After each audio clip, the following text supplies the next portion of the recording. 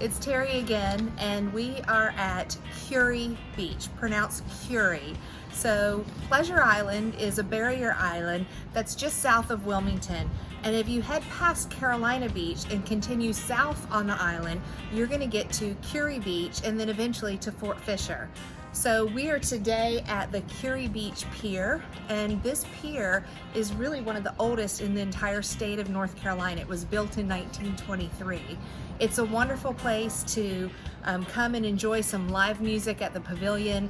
There's a playground for the kids to play on, including this cool little pirate ship for them to climb through. I have very fond memories of my child being young when we first moved here and would come and visit Kure Beach.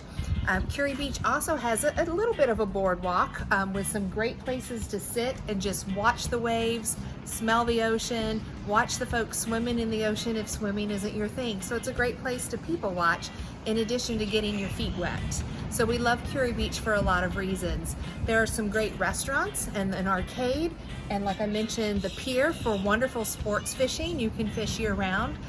One of the differences between Carolina Beach and Kure Beach is that Kure Beach is going to be a little less robust in terms of the types of activities, the restaurants, etc. But again, you're just a couple of miles south of Carolina Beach where you have all of those restaurants to enjoy.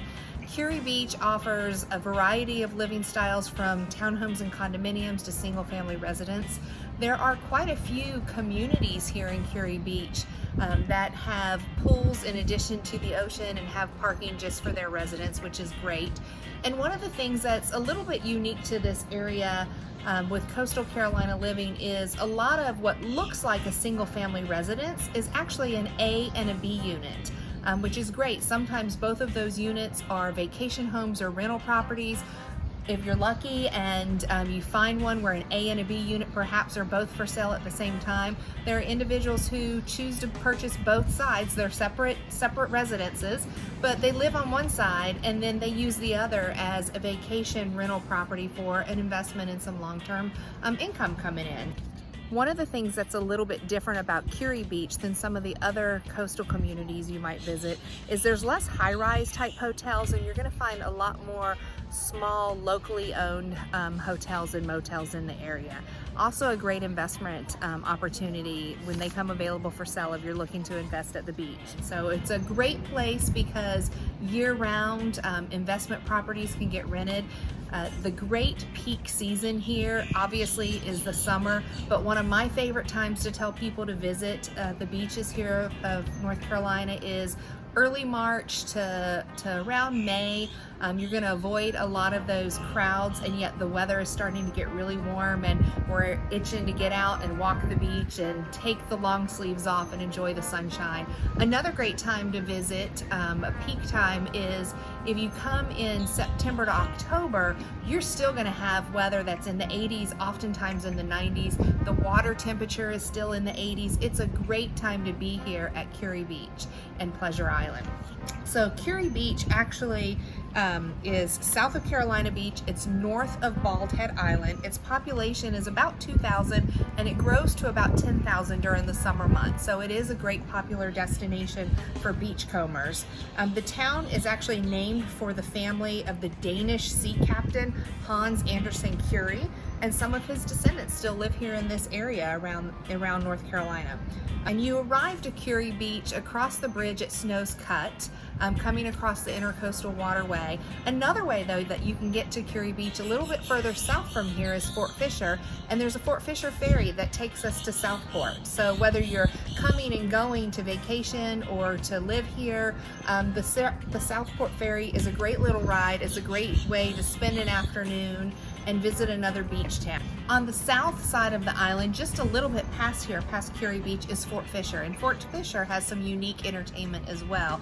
You have the North Carolina Aquarium at Fort Fisher, and in addition to having everything that an aquarium would typically offer in terms of the sea turtles and the marine life, there's also an area that you enter, the main level that you enter the aquarium, that has a large terrarium, and it hosts reptiles, venomous snakes, even an albino alligator. The aquarium hosts a lot of variety of activities throughout the year, from alligator egg hunts instead of Easter egg hunts to things to do around Halloween with some haunted trails. There's just things year-round to enjoy for yourself or for your family or people who come to visit you once you're living here at the ocean. And one of the things about Fort Fisher is that the waters here really have a storied past. In addition to finding some sunken blockade runners, which is a great thing to learn about with coastal Carolina, you're also going to find a lot of history relating to pirates. So come and learn about Kure Beach, learn about Pleasure Island in North Carolina, and all that we have to offer. And before I let you go, one of the little known secrets, my sister lived here in Wilmington for about 20 years and didn't realize that if you had a four-wheel drive vehicle and the right park pass, that you actually can drive right out onto the beach.